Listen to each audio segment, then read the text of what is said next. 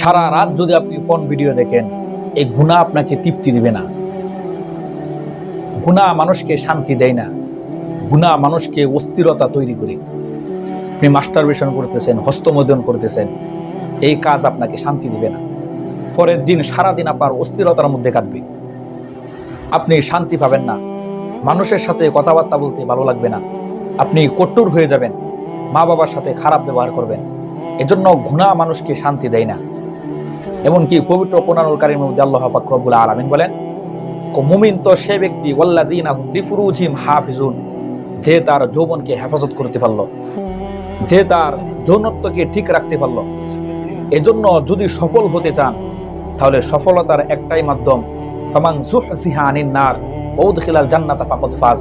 যে ব্যক্তি জাহান্নাম থেকে বাঁচলো, আগুন থেকে বাঁচলো, সেই সফল ব্যক্তি। আর যে ব্যক্তি গুনাহ ছাড়াতে পারলো, সেই এক নম্বর সফল ব্যক্তি। আর এই ব্যক্তির জন্যই জান্নাত অবধারিত, জান্নাত তোমার জন্য অপেক্ষা করবে। এজন্য একটা কথাই মাথায় রাখবা, গুনাহ কখনো মানুষকে তৃপ্তি দেয় না। এই তুমি তোমার যৌবন নষ্ট করিতেছো, এটা তোমার হক না, এটা অন্যজনের হক। এজন্য সবসময় মাথায় রাখবা যে মুমিন ব্যক্তি সে ওয়াল্লাযীনা হুম লিফুরুজিহিম হাফিজুন, যে তার যৌবনকে হেফাজত করে।